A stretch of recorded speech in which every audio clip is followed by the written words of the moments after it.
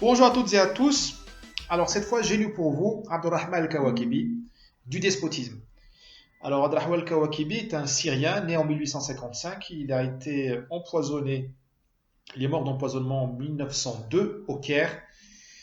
Donc ça commence bien, hein. Donc c'est un monsieur qui est mort pour ses idées. Il a été assassiné selon la, le consensus par des espions turcs qui ont été envoyés au Caire pour le faire taire.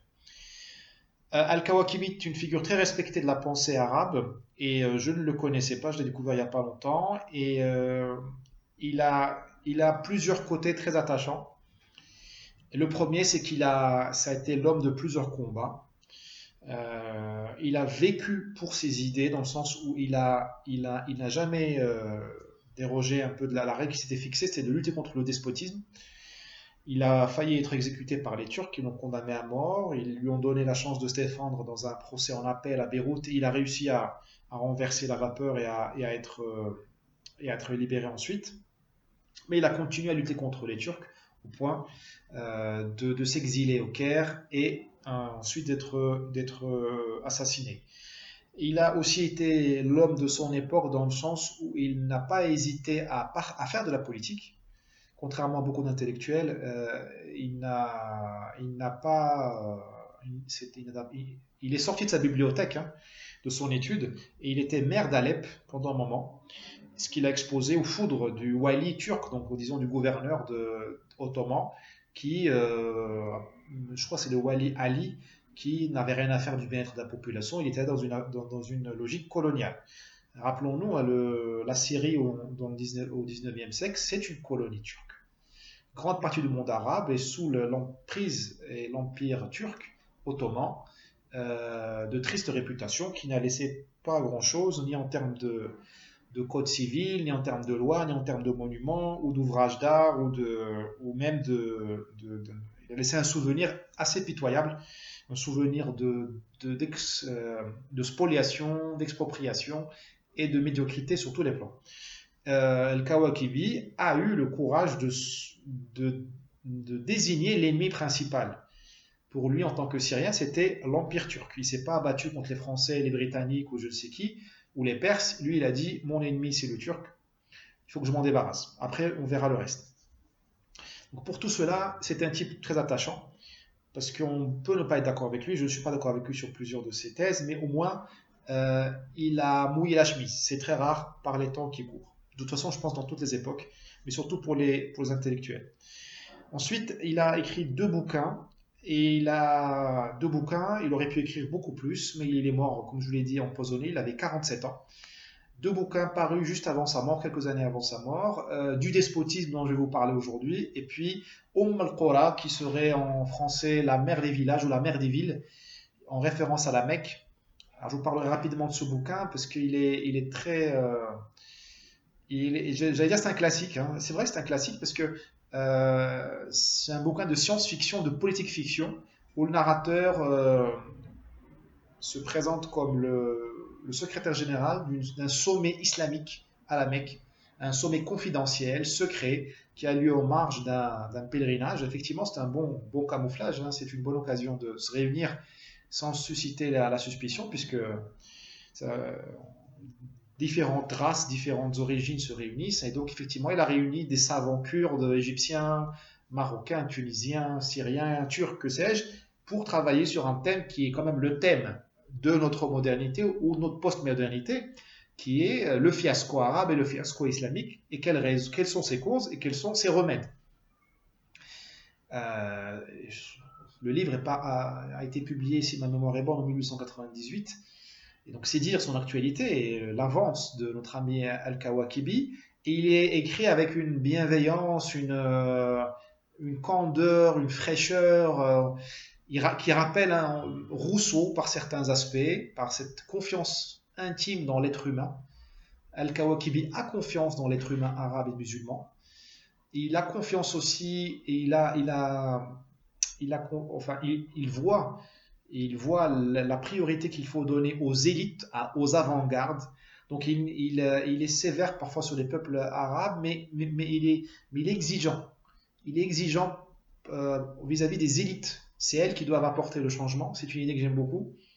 Et puis il a un côté très tocquevillien, dans le sens où il analyse en marchant les systèmes politiques ou les réformes politiques, métapolitiques à apporter dans le monde arabe et leurs écueils. Donc c'est pas un doctrinaire, c'est pas un Robespierre, ou c'est pas un type qui navigue dans le concept, hein. C'est un type qui est habité par un amour de l'arabité, un amour même de l'islamité, mais c'est pas pour aller au paradis. Lui, il a les deux pieds joints dans le monde réel, il vit dans le royaume de la terre, et il veut que les gens vivent mieux.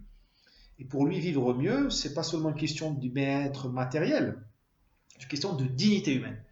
Bah, je trouve que moi, c'est le premier penseur arabe qui m'a, je trouve, hein, qui a pensé la dignité humaine sérieusement, sans vouloir nous ramener à l'époque du prophète, donc sans être salafiste, et sans vouloir sans vouloir faire des équilibrations sur un manque de piété ou un manque de je ne sais quoi, ou un appel à la guerre ou au djihad. Donc juste pour ça, je pardonne tous ses péchés entre guillemets à Al-Kawakibi et je lui tiens aucune rigueur du fait qu'il ait pensé comme un religieux. D'ailleurs, comment peut-on tenir rigueur à Racine d'avoir été très chrétien, ou à Da Vinci, ou à Machiavel, d'avoir mis en avant leur appartenance à la chrétienté, alors qu'ils écrivaient parfois des choses qui allaient qui n'étaient pas dans le dogme vraiment, ou même à Pascal, hein. C'était une question de vie ou de mort. Et pour le Kawakibi, c'était une question de vie ou de mort que de se dire musulman et très musulman. Et je le crois très sincèrement musulman. Et on ne peut pas faire un procès comme ça, un procès anachronique à un monsieur qui a vécu il y a presque 150 ans et lui dire tu aurais dû être laïque, tu aurais dû être séculaire, tu aurais dû critiquer l'islam. Le fait déjà même qu'ils disent que la primauté, il a une très belle phrase dans le livre dont je vais vous parler maintenant, du despotisme, il dit il dit la décision, voilà, je traduis en marchant. Il dit la chose la plus importante, la décision la plus importante pour un peuple, alors il dit pour une umma, mais dans le sens de peuple, la décision la plus importante, la plus décisive pour un peuple est le choix de son système politique et de ses institutions. Ben, tout ça, juste pour ça, moi j'ai envie de faire une stèle, un mausolée al-Kawakibi. Parce que là, vous avez un type qui a franchi le premier pas pour déconnecter la religion du politique. Ça a l'air, pour les Occidentaux, ça a l'air banal ce qu'il vient de dire. Mais pour nous, les musulmans, nous les Arabes, c'est extraordinaire, dans le sens où c'est un type qui vous dit la chose la plus importante pour vous en tant que communauté, que collectivité, que nation, c'est de choisir votre système de gouvernement, vos institutions. Alors, il n'a pas dit la chose pour vous la plus importante, c'est d'aller au paradis, c'est de faire du djihad, c'est de battre votre femme, c'est de cultiver votre jardin. Non, il a dit, ou de vous enrichir. Il a dit la chose la plus importante, la décision la plus fondamentale pour vous, la plus cruciale, c'est de choisir votre système de gouvernement. Et bien juste pour ça, le Kawakibi, moi je tire mon chapeau. Alors, je vais rentrer dans du despotisme pour vous en faire une synthèse très rapide dans quelques instants, mais regardons un peu les fondements, on a déjà commencé à le faire, les fondements de la pensée d'Al-Kawakibi pour vraiment rentrer dans l'esprit du bonhomme. Encore une fois, il est très novateur parce que venant d'où il vient, d'un monde ultra religieux, saturé de religiosité, voire de dévotion, ce qu'il a posé, enfin, son audace intellectuelle est tout simplement époustouflante. Comment dirais-je, première chose que je voudrais dire sur les fondements intellectuels de Kawakibi, c'est un intégraliste, dans le sens où il ne voit aucune incompatibilité entre l'islam et la bonne vie. D'accord? Donc lui, il dit il faut qu'on réforme le politique, le religieux, le social, le culturel, le civilisationnel en même temps, en ayant l'islam à l'esprit. D'accord? Donc, c'est pas qu'ils mettent l'islam au cœur du processus, c'est au noyau du moteur, on va dire. Non, si la vie était comment dirais-je, un château, on va dire, un château, un palais, eh bien, l'islam serait la peinture. Vous voyez, pour le Kawakibi, il ne faut pas perdre son temps à faire la guerre à l'islam, à laïciser ou à séculariser. Lui, il dit il y a d'autres priorités beaucoup plus importantes, enfin beaucoup plus. Il y a d'autres. Il dit pas que l'islam est un mal, mais ça, c'est moi qui parle. Il y a d'autres mots, il y a d'autres défaillances. Commençons par elles. Et c'est ce qu'il dit dans un sens. Là, je fais une lecture très, très, très libre de Kawakibi. Et il dit au lieu de nous concentrer sur le dogme, la charia et autres, regardons les problèmes qu'on a et qui sont les problèmes de notre soumission intellectuelle, mentale, morale, émotionnelle au despotisme. Il dit pourquoi, comment ça se fait que nous soyons soumis aux Turcs? Comment ça se fait que nous soyons soumis à un peuple qui n'est déjà que nous soyons soumis d'une part, d'autre part à un peuple qui n'est pas forcément, c'est pas la Perse antique ou la Grèce antique, hein, c'est pas le peuple d'Alexandre le Grand. Hein. Les Turcs au 19e siècle, c'est un pays décadent. Mais ce questionnement de Al-Kawakibi, il est intégraliste dans le sens où il dit qu'il faut tout attaquer en même temps et il ne faut pas séparer le religieux du politique. Mais comme j'ai dit il y a quelques instants, le simple fait de dire que le politique doit traiter avant le religieux, déjà ça, c'est un pas révolutionnaire. D'ailleurs, il a payé le prix, il est mort pour ses idées. Ensuite, donc je disais, il pose la bonne question, le despotisme. Pourquoi les Arabes sont sous la botte des Turcs et pourquoi les Arabes, quand ils ne sont pas colonisés par les Turcs ou les Britanniques ou autres, ils vivent dans la tyrannie. Ils vivent sous le joug d'un sultan, d'une tribu, d'un chef personnel, d'un dictateur ou autre. Et là, notre ami Kawakibi, il a sous les yeux l'entreprise coloniale de nos amis égyptiens au Soudan. Parce que nous, on aime bien critiquer les Occidentaux pour le colonialisme, mais au 19e siècle, ni vu ni connu, j'allais dire, Mehmet Ali, qui était, on va dire, le roi d'Égypte, pour aller vite, il a voulu se refaire une santé financière et développer son pays, l'industrialiser, lui donner des infrastructures. Ben, il a remonté le Nil, il a fondé Khartoum, capitale du Soudan actuel. Et il a remonté le Nil et fondé Khartoum, pas pour les beaux yeux des Soudanais, mais pour les exploiter, leur territoire, leur ivoire, leurs pierres précieuses et leur or.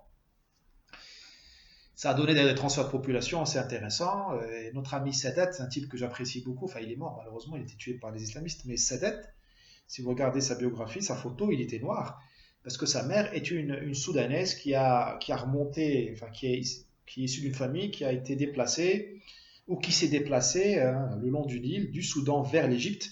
Elle s'est mariée avec le père de Sadat qui était je crois que c'était un facteur, ou il était un postier.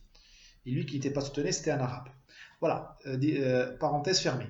Donc, le Kawakibi, il a sous les yeux le despotisme. Et il dit, ben, je comprends pas pourquoi oui, il veut les comprendre pourquoi tous les peuples arabes, et musulmans d'ailleurs, mais le début de le fondement de son étude était sur le monde arabe. Pourquoi vivons-nous sous une forme ou une autre de despotisme? Enfin, le Kawakibi, il a un troisième fondement de sa pensée. Le Kawakibi, il a commencé à penser à une solidarité pan-arabe, une solidarité pan-islamique, évidemment contre l'ennemi commun, qui était le Turc, qui contrôlait l'Arabie Saoudite. Enfin, l'Arabie Saoudite n'existait pas parce qu'il n'y avait pas de Saoud. Mais disons le Hijaz, là où la partie occidentale de l'Arabie, la partie, disons, habitée, où il y a la Mecque et Médine. Le Levant, l'Irak, là aussi qui n'existait pas, mais disons l'Irak actuel et autres. Il disait, mais donc il a commencé à penser l'idée d'une solidarité arabe, voire islamique, mais il a aussi pensé l'intérêt national, c'est-à-dire dans le sens où il a commencé à penser qu'est-ce que être syrien, qu'est-ce que être égyptien. Ça a l'air tout bête, mais le problème n'est pas encore réglé aujourd'hui. Vous voyez, les États arabes ne fonctionnent pas. Enfin, plusieurs États arabes ne fonctionnent pas. Vous avez le Liban qui ne fonctionne pas. Vous avez l'Irak qui ne fonctionne pas. On ne sait pas dire, les Irakiens ne savent pas dire qu'est-ce qu'être irakien aujourd'hui. Ça veut dire être kurde, ça veut dire être chiite, ça veut dire être sunnite, ça veut dire être chrétien. Enfin, les chrétiens, il n'y en a presque plus. Mais vous voyez ce que je veux dire. En Syrie, aujourd'hui, qu'est-ce qu'être syrien? Ça veut dire être... Qu'est-ce que être syrien pour un kurde du nord-est de la Syrie, pour un alawite ou autre? Et donc, Al-Kawakib, il a les bonnes priorités, il pose les bonnes questions. Au lieu de dire, comme d'autres penseurs, il faut faire le djihad, il faut aller à la conquête des autres, à la limite, les Arabes ont fait le djihad pour ne pas faire le djihad intérieur, c'est-à-dire sur eux-mêmes. C'est peut-être une fuite, peut-être un problème psychologique, si vous voulez. C'est la fuite en avant, on attaque, on attaque, on attaque, on prend le butin et les femmes et les territoires d'autrui, et puis on ajourne sans cesse la réforme interne. On ne règle pas les problèmes, on ajourne, on procrastine si vous voulez. Et lui, il n'a jamais dit qu'il fallait faire le djihad, il dit non, il faut essayer de penser l'intérêt national, qu'est-ce qu'être enraciné en Syrie contre le Turc, par exemple, mais qu'est-ce que être aussi faire partie de la nation arabe ou d'une future nation arabe. Toutes ces idées-là, cette contradiction-là entre l'intérêt national et on va dire, le transnational ou le pan-arabe ou le pan-islamique, ces idées-là, elles ont été mises en application de manière contradictoire parce que ça n'a pas été tranché. Un peu plus tard, hein, il y a eu l'union entre la Syrie et l'Égypte dans les années 50, fin 50, l'union entre la Syrie et la Libye avec notre ami Kadhafi, et il y a eu plusieurs projets comme ça de fédération. Puis il y a eu des énormes disputes notamment entre la Syrie de Nasser entre l'Égypte de Nasser et la Syrie militaire, on va dire socialiste militaire, qui sur des histoires d'ego, des histoires comment dirais-je, de partage du pouvoir. Donc les trois fondements de la pensée de Kawakibi, le premier c'est on est dans un monde saturé de religion, donc pensons la réforme de ce monde-là en gardant la religion pas très loin du réacteur, qu'elle ne soit pas centrale, mais qu'elle ne pose pas problème. N'antagonisons pas la société sur le thème de la religion. Le deuxième point, c'est pourquoi nous vivons sous le despotisme, sous la tyrannie turque ou d'une puissance étrangère, ou même d'un dictateur arabe et musulman, dans le cas par exemple de l'Égypte ou du Soudan. Enfin, la question du nationalisme arabe versus un panarabisme. En gros, c'est une question d'échelle. C'est comme aujourd'hui en Europe, vous voyez des gens qui vous disent la France est trop petite, il faudrait penser à l'échelle européenne. Voilà. Donc c'est un peu le type de raisonnement que posait Al-Kawakibi. Si j'avais rencontré Al-Kawakibi à l'époque, j'aurais été certainement un de ses amis. Enfin, je me permets de m'honorer de son amitié à titre posthume, je pense qu'il ne m'en voudra pas. Depuis le paradis où il se trouve, très certainement, il se trouve, en tout cas je vais prier pour lui. Parce que des musulmans intelligents, courageux, qui font de la politique, qui s'exposent et qui pensent de manière honnête et qui ne se trompent pas d'ennemis, eh bien, dans le monde de la pensée, j'en connais pas beaucoup et des types comme El-Kawakibi, ils méritent des mausolées. Malheureusement, ce sera ma conclusion tout à l'heure, mais malheureusement, nous, Arabes et musulmans, avons la spécialisation, nous nous sommes spécialisés dans l'éradication de ces types de profils. Voilà. Donc, il a été tué à 47 ans, au milieu de son cheminement intellectuel, et je suis sûr que s'il avait vécu plus longtemps, il aurait peut-être commencé à avoir des problèmes dans le dogme musulman ou dans l'emprise de la religion musulmane sur la politique. Mais bon, ne faisons pas du chrony. Donc à l'époque, si moi j'avais vécu à l'époque, non seulement j'aurais été un copain de notre ami Kawakibi, mais en plus je l'aurais critiqué certainement sur cette proximité entre le religieux et le politique. Mais bon, il ne faut pas, comme je l'ai dit, il ne faut pas se tromper de vocation. Al-Kawakibi a parfaitement compris la vocation de son époque, lutter contre le colonialisme turc et autres, lutter contre le despotisme, et la nôtre, celle de notre époque aujourd'hui, c'est lutter non pas contre le colonialisme ou l'esclavagisme ou le racisme. La vocation de notre époque, c'est lutter contre les venins qui s'en prennent au monde arabe et à la civilisation occidentale. Parmi ces venins, il y a l'islamisme, mais il n'y a pas que ces venins-là, il n'y a pas que celui-là, il y a d'autres périls, il y a d'autres cancers sur lesquels je travaille actuellement et je vous réserve évidemment la primeur de tout ça le moment venu. Et puis qui suis-je? Qui suis-je pour challenger, comme disent nos amis managers, un type qui écrit comme Rousseau? Il faut lire le style de Kawakibi, c'est fluide, c'est limpide, c'est beau et c'est naïf à la Rousseau, dans le sens où on a l'impression qu'avec lui, il a une telle confiance dans l'être humain qu'il donne des recettes ou qu'il réfléchit, hein. En fait, il nous invite dans son monde intérieur, dans sa réflexion. On marche avec lui dans une espèce d'agora où il réfléchit, où il convoque les concepts, où il se remet en question. Et on sent qu'il est bienveillant et qu'il croit que le raisonnement peut convaincre les gens à changer d'avis. S'il a ce côté-là rousseauiste, ce côté-là aussi de l'amour, enfin pas de l'amour des campagnes, de la ruralité, mais il y a quelque chose qui rappelle vraiment Rousseau. Il dit, là où la tribu est forte, là où l'homme ne vit pas en ville, le dictateur, le despote n'a pas beaucoup de chance de le soumettre. Et c'est vrai, j'ai lu ça chez Rousseau, je crois, dans la lettre qu'il a fait aux Corses pour leur constitution. Je ne me rappelle plus du titre vraiment.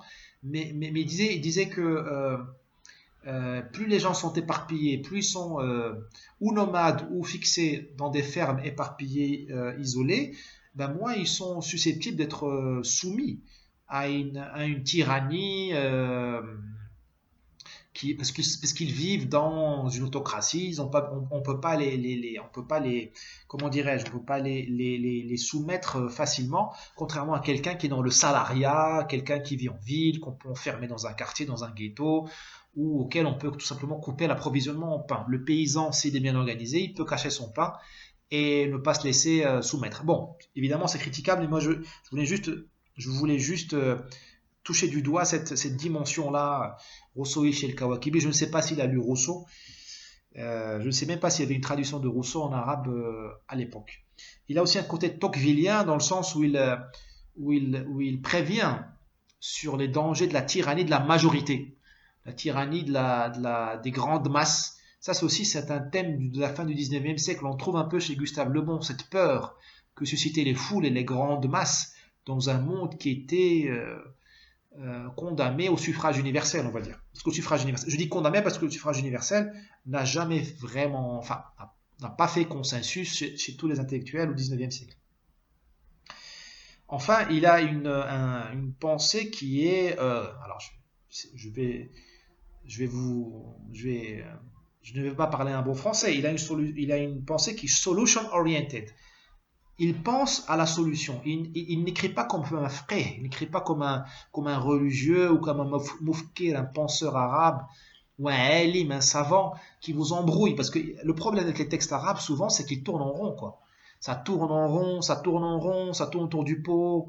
Et c'est même pas tourner autour du pot pour examiner le pot de tous les angles possibles, par en bas, par exemple, par le côté. Non, c'est juste tourner autour du pot pour montrer qu'on est savant et qu'on est précieux. Et chez El Kawakibi, là, c'est la révolution. Enfin, c'est ce type, il va droit au but et il veut trouver réellement des solutions. On dirait qu'il est pressé, comme s'il pressentait sa mort. Voilà, donc du despotisme. Alors, j'ai trop parlé, donc je vais essayer d'aller vraiment aux enseignements. Euh, Tout d'abord, notre ami El Kawakibi, il dit que l'islam n'est pas source de despotisme. Alors, mes amis laïcs, séculaires ou tout simplement modernistes peuvent m'en vouloir de dire ça, mais je dois rendre compte, hein, de ce que j'ai lu, ce que lisait le Kawakibi. Encore une fois, il a dit ça en 1898. Il dit que si l'islam était bien appliqué, eh bien, il n'y aurait pas de tyrannie religieuse. Bon, je ne rentre pas dans le débat, ce n'est pas mon débat aujourd'hui. Par contre, il fait des développements très intéressants sur le despotisme et l'argent, le despotisme et les riches, le despotisme et l'éducation, le despotisme et les comportements sociaux. Je survole tout ça parce que je ne vais pas vous ennuyer, mais juste pour vous dire que à un moment il dit al-istibdad, le despotisme ou la tyrannie, euh, ça ruisselle. Ça m'a fait penser à la théorie du ruissellement. Du ruissellement. En gros, il dit, vous ne pouvez pas avoir un régime despotique si le gardien de la paix ou si le préposé à la mairie n'est pas despotique, n'est pas despote. Parce que si vous êtes bien traité par le policier ou par le moindre petit maillon de la chaîne, eh bien, le système s'effondre. Il dit, il faut que tout le monde soit imprégné de vulgarité, de grossièreté.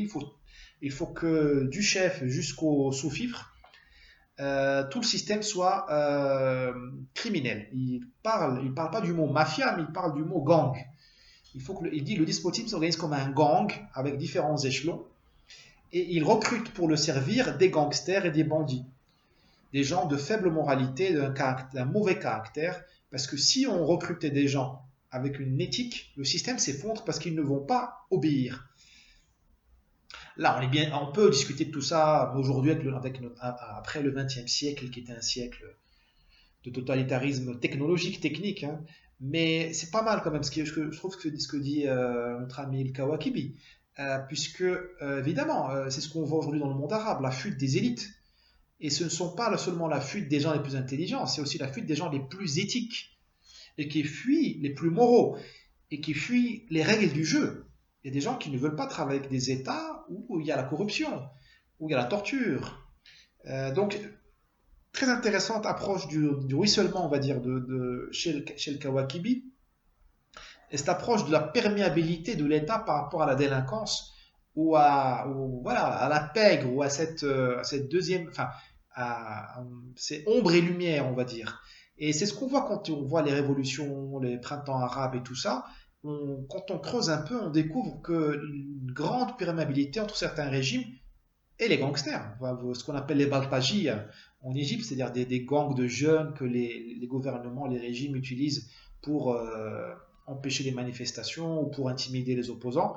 Pareil en Syrie, ça a été reporté. Aujourd'hui en Irak, il y a Al-Hashd al-Sha'bi qui est la mobilisation populaire, une sorte de milice permanente où il y a des gangs. Je n'accuse pas Al-Hashd al-Sha'bi d'être une bande de gangsters, hein. J'ai pas mal d'amis irakiens, je ne voudrais pas qu'ils me fâcher avec eux. Mais c'est toujours le même phénomène, c'est-à-dire que l'État, il prend les chômeurs, les désœuvrés, mais tous, hein, qu'ils soient bons éléments ou mauvais éléments, bad boy ou nice guys.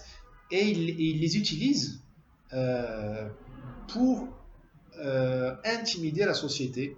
Alors, on peut intimider le kurde, on peut intimider le sunnite, on peut intimider le terroriste d'Al-Qaïda, mais aussi on peut demain faire des escadrons de la mort. C'est ce qui s'est passé en Irak, c'est ce qui se passe aujourd'hui, malheureusement. Donc, notre ami Al-Kawakibi, il pose des questions pratiques. Il dit ça ne sert à rien de vous exciter, dire que vous êtes mal gouverné, si vous ne vous posez pas la question de quel type de gouvernement vous voulez. Ça veut dire quel type. Alors il détaille une trentaine de questions, je crois que c'est 25 ou 30 questions, très justes et qui ne sont toujours pas répondues. C'est ça qui est extraordinaire. On dirait que le monde arabe a été congelé pendant 150 ans. Il dit quelles sont vos limites territoriales. En gros, c'est quelles sont vos frontières naturelles. La France est devenue la France, on va dire, où elle est partie à la conquête du monde quand elle a fixé ses frontières naturelles. La ligne des Vosges, l'Alsace, les Pyrénées, voilà. Et il dit, mais quel est votre peuple? Quel est votre peuplement? Est-ce que c'est une base ethnique, une base religieuse, la langue? Quelles sont vos limites territoriales? Quel droit vous allez donner à votre population? Il parle de liberté individuelle. On est en 1898, hein, d'accord? Et ils disent que vous allez donner la liberté de conscience. Le simple fait qu'un type qui est religieux, comme Al-Kawakibi aujourd'hui, s'il était vivant, il donnerait des cours à l'Azhar ou il tiendrait une mosquée à lui, hein. Il aurait une chaîne YouTube avec 2 millions, 3 millions de followers. C'est pour vous dire, hein, le type, hein. C'est pas un laïc, hein. Eh bien, le type qui vous dit envisager la liberté de conscience, le simple fait de dire ça, vous voyez l'honnêteté intellectuelle du bonhomme et le fait qu'il veut une solution. Il n'est pas là il est pas là, contrairement à beaucoup de musulmans et de penseurs musulmans, pour gagner des crédits avec le bon Dieu. D'accord? Il n'est pas là, il fait pas ça pour, comme on dit en islam, fi sabilillah. Il fait ça fi sabil ad-dunya. Il travaille pour le dunya, c'est le monde, le royaume de la terre. C'est parce qu'il y aurait dunya, c'est-à-dire le dunya, c'est littéralement ce qui est en bas. Donc ce qui est mal, c'est notre vie tous les jours, et tout ça. C'est le royaume de la terre, la souffrance et tout. Et puis, il y a la vie al-akhira, qui est après le jugement dernier, quand on est libéré de la douleur, de la souffrance, de la faim, de tout ça.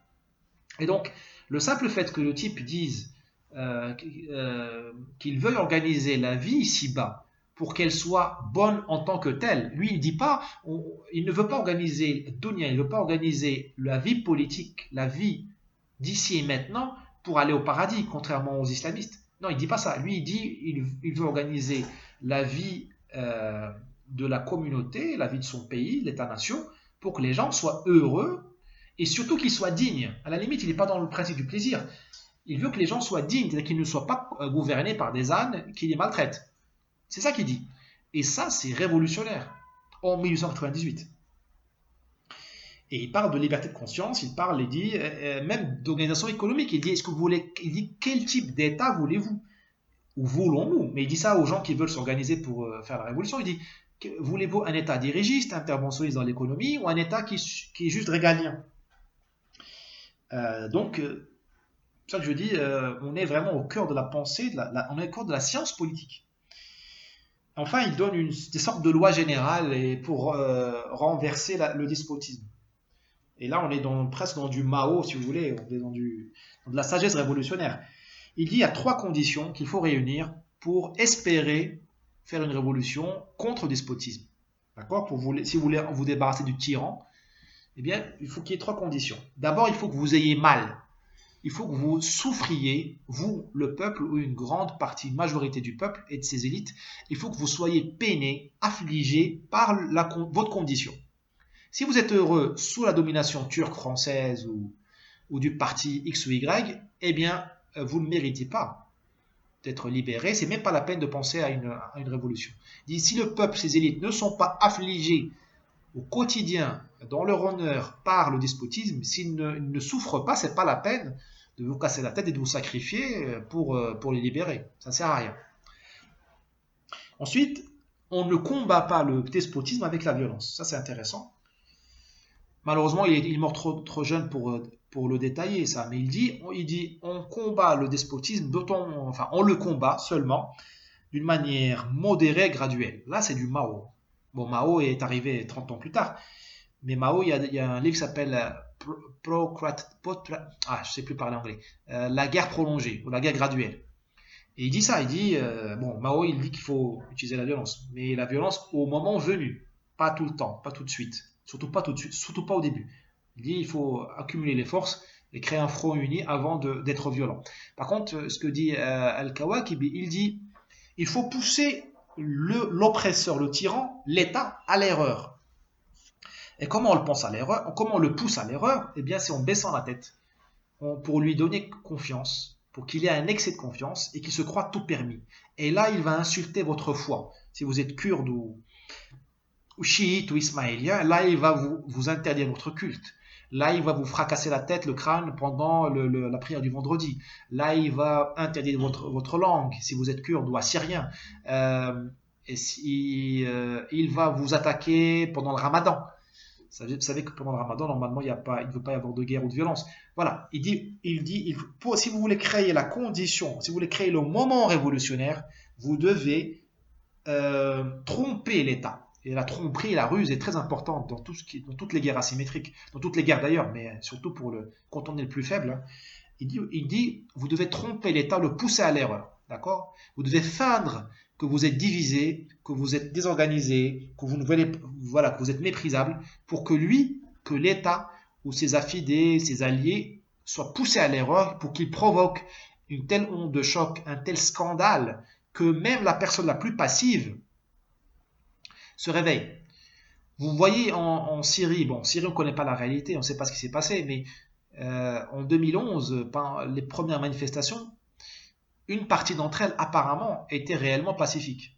Bon, moi j'ai pas été là, et puis peu de journalistes y étaient, donc je peux pas non plus. Je dois utiliser le conditionnel. D'autres ont été apparemment noyautés dès le début par des forces étrangères ou par des guerriers. La preuve, c'est qu'il y a eu des policiers abattus très vite, dès les premiers jours. Mais si on pose comme hypothèse que la plus grande partie ou le gros des manifestants étaient des gens réellement pacifiques et pacifistes, on voit très bien qu'il y a eu un changement, une rage supplémentaire, il y a eu une inflammation de tout ça. C'était assez bon enfant au début dans certaines villes. Puis tout s'est enflammé.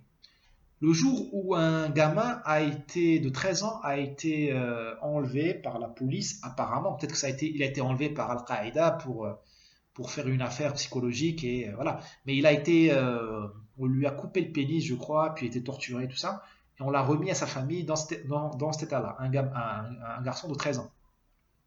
Et ce scandale, enfin, ce fait divers a fait scandale et a enflammé. Là, les gens ont dit à bas le régime. Ils demandaient plus de réforme, ils demandaient à bas le régime. Alors, je ne sais pas si c'est Al-Qaïda ou une partie ou une autre qui a fait ça, ou si c'est vraiment le régime qui a fait ça. Mais c'est ce que dit Al-Kawakibi. Il dit qu'il faut pousser le régime à l'erreur. Et là, vous, révolutionnaires, vous aurez de quoi faire le levier et de quoi vous appuyer, parce que vous aurez une cause facile. Se convaincre les gens parce que il a souvent dit, plus les gens vivent en tant que soumis, moins ils se rappellent qu'ils ont été libres. Donc vous, révolutionnaires, vous aurez du mal à leur rappeler leur liberté, puisque de génération en génération, de père en fils, ils ont vécu sous le joug, l'oppression.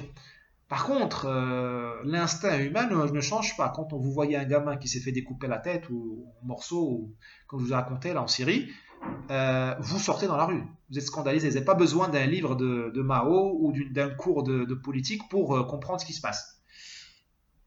Enfin, il dit, pour faire la révolution, enfin pour vous débarrasser du despotisme, il faut que vous ayez préparé l'alternative au despotisme. Il faut que vous ayez préparé le jour d'après. Il dit, ça sert à rien de se débarrasser du despote étranger ou national si vous n'êtes pas capable de dire ce que vous allez mettre à la place.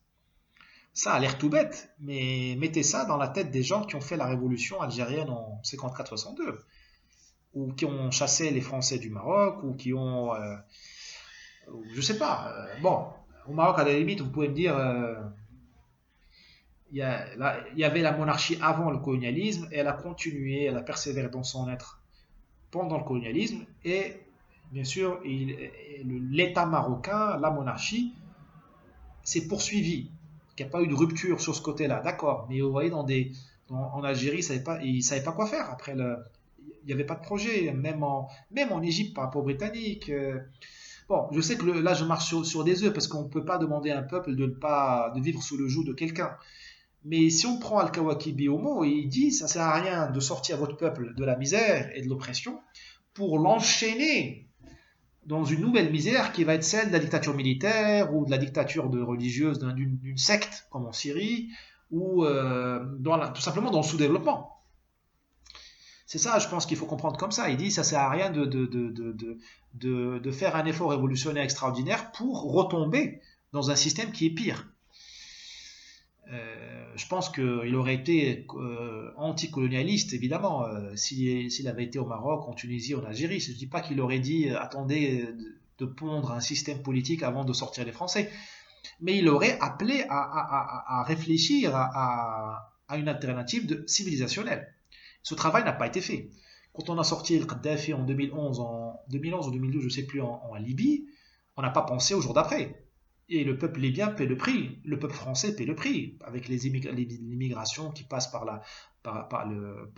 Lampedusa, donc par la Libye. Les migrants payent le prix, puisqu'ils sont fouettés dans des camps de la honte dans les grandes villes libyennes ou dans le désert. Voilà, donc ça a l'air, c'est du bon sens. Moi, ce que j'aime bien chez El Kawak, qui met son bon sens, il me rappelle un peu Galoula par son bon sens.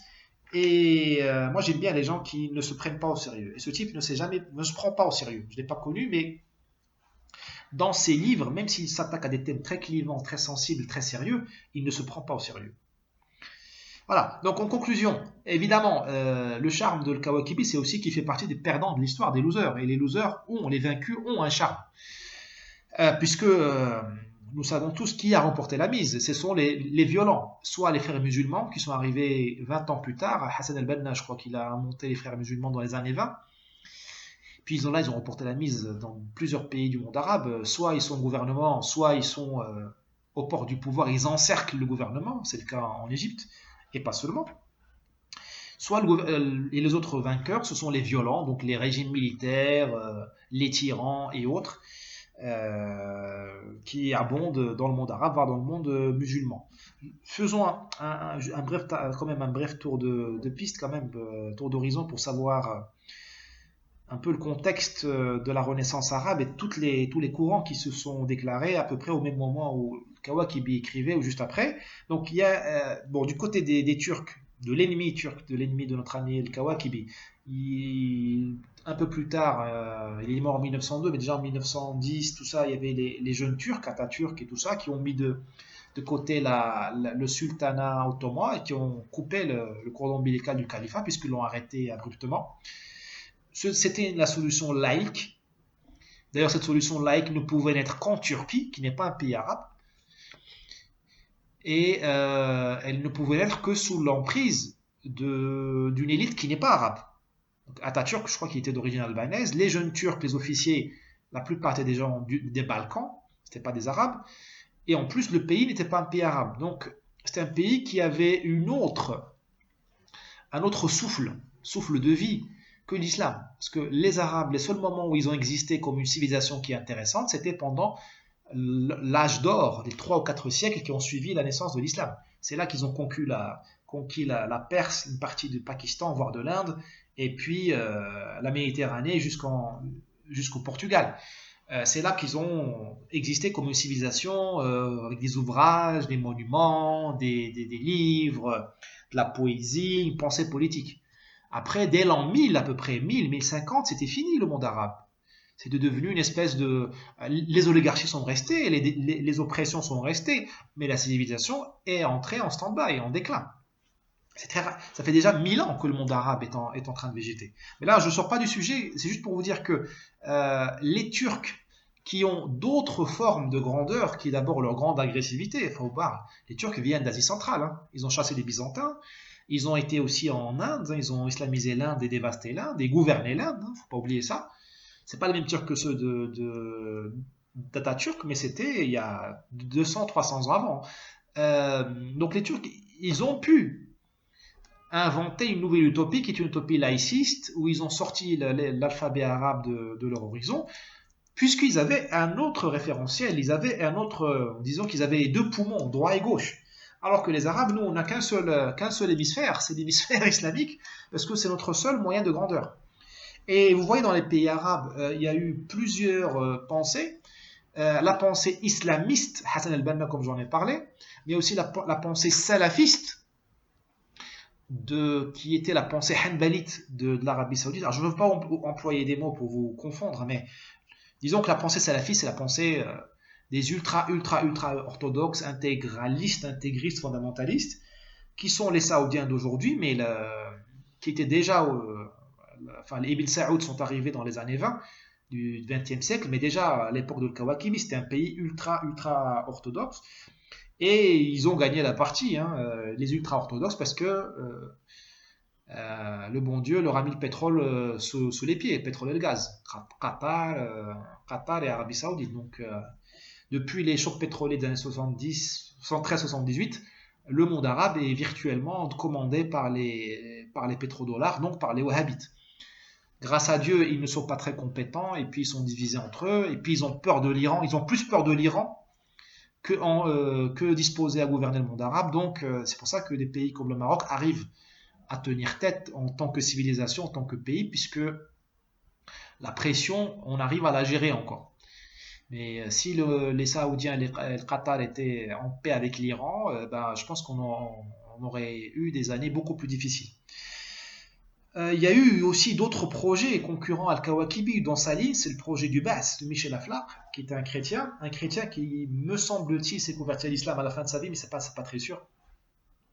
En tout cas, un chrétien qui a mis l'islam au cœur de la Renaissance. C'était un chrétien socialiste, une grosse distribution de la richesse, nationaliste, pan-arabe, mais il a dit, moi, en tant que chrétien, je reconnais le potentiel, on va dire, politique de l'islam, et il ne faut pas que les chrétiens, les orthodoxes, les arméniens, disons que les minorités qui vivent dans le monde arabe voient l'islam comme une menace, mais plutôt comme une énergie disponible, une énergie brute, une réserve de violence.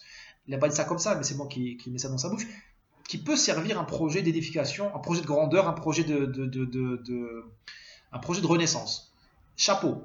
Parce que c'est un type qui ne pense pas dans des petites cases. Avait-il raison ou tort? L'histoire lui a donné tort, puisque il s'est fait dézinguer, enfin, il s'est fait marginaliser par son propre parti. Et puis, nous connaissons tous la Syrie actuelle et l'Irak actuel, qui sont les héritiers du parti Baas. Voilà, donc, puis il y a eu, évidemment, avant de terminer, il y a eu l'alternative socialiste pure, celle de Nasser.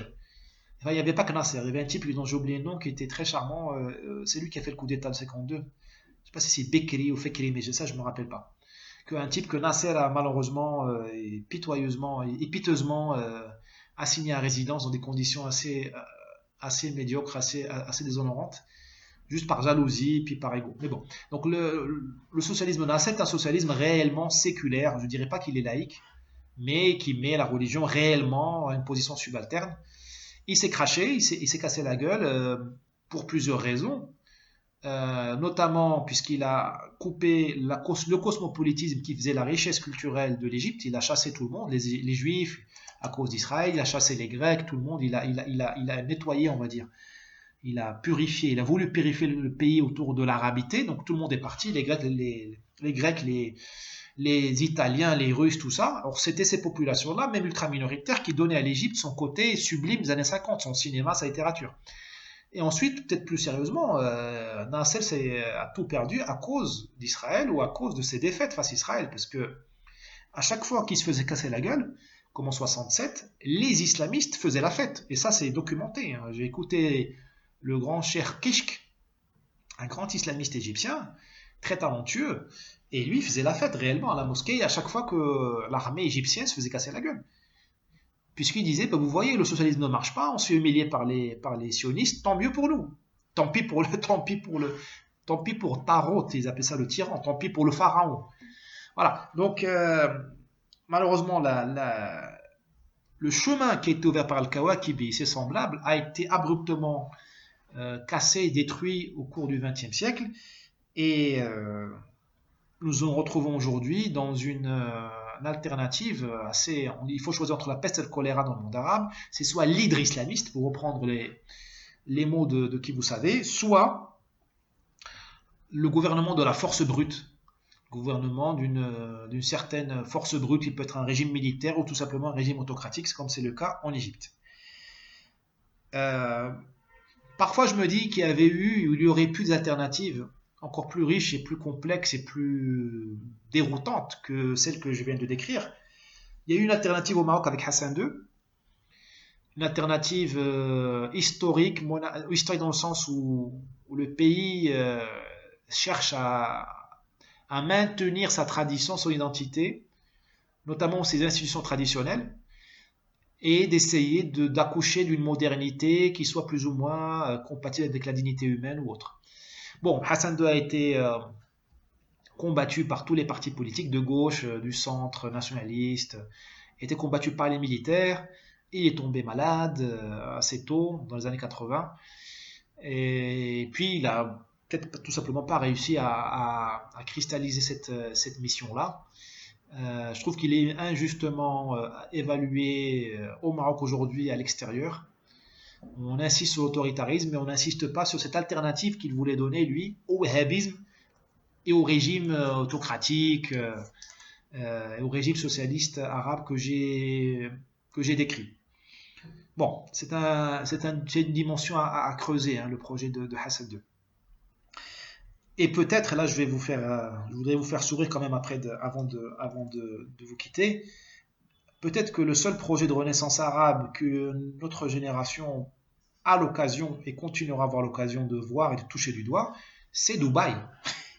C'est Dubaï, Abu Dhabi, mais surtout Dubaï. C'est-à-dire que voilà un pays arabe musulman, sunnite, qui donne les clés du pays à des élites étrangères. Il dit, pas servez-vous, allez au job, au boulot, bossez pour nous, vous nous laissez tranquilles dans nos palais, dans nos musées et nos hôtels de luxe climatisés. Nous avons le contrôle de notre micro-armée et du budget, mais vous faites tout. Vous faites la police, vous faites la douane, vous faites le contrôle des frontières, vous gérez les aéroports, les infrastructures, le métro, vous construisez tout, vous occupez de la télévision, des télécoms, et nous, on se contentera de mettre quelques CEO par-ci par-là, dont des femmes d'ailleurs, mais tout ce qui est middle management, tout ça, c'est les étrangers. Voilà, système d'apartheid, puisque les étrangers sont classés par race et provenance. Il y a l'homme blanc d'abord, dans l'homme blanc, il y a l'anglo-saxon et le reste. Et puis, la couleur s'assombrit, se noircit, plus on arrive dans les fonctions manuelles ou dans le low management. C'est un protectorat d'un troisième type, dans le sens où le régime est préservé, le régime est protégé par une puissance étrangère ou par des puissances étrangères, la France, mais surtout les États-Unis, et il est aussi protégé dans le sens où il est nourri, il est servi par des élites étrangères qui viennent chercher l'argent, des salaires beaucoup plus élevés qu'à Londres ou Paris. C'est peut-être ça la renaissance arabe, hein, c'est peut-être ça le seul modèle qui fonctionne. Alors évidemment, ce sont des paroles sarcastiques, mais pour tous ceux qui sont partis à Dubaï, il y fait bon vivre. Les Émiratis sont très sympas, très charmants, très bien éduqués, accueillants. Mais chacun reste à sa place. Et on voit qu'ils ils ont le top management, ils sont aux commandes, mais ils sont très discrets. Et finalement, c'est à la limite la seule renaissance arabe possible. Enfin, cette renaissance arabe-là, celle des Émirats arabes unis, c'est celle où les Arabes sont cachés, celle où les élites arabes sont cachées. Plus les élites sont dans les palais, moins elles sont impliquées dans le business, dans le day-to-day, dans la gestion des affaires, moins elles sont impliquées dans le fonctionnement, mieux ça vaut. C'est tragique ce que je dis là, hein. C'est tragique, c'est triste. Mais regardez les Émirats, c'est les affaires sérieuses, la circulation, la collecte des ordures, l'irrigation, la nourriture, l'agriculture, enfin tout ce que vous voulez, tout ce qui est sérieux, tout ce qui est important, n'est pas aux mains des élites locales, c'est aux mains d'élites étrangères. Voilà, je ne désespère pas, même si ça peut paraître un peu pétri de désarroi. Après lire Al-Kawakibi, en version originale en arabe, moi je me dis que la civilisation arabe est encore capable de se relever. Donnez-moi une dizaine de Kawakibi, pas plus, une dizaine de Kawakibi, donnez-moi une dizaine de Sadat, c'est-à-dire des gens qui ont des cojones, des gens du métier des armes, et on peut commencer à travailler. Voilà, merci beaucoup, et n'hésitez pas à faire circuler ce podcast. À bientôt.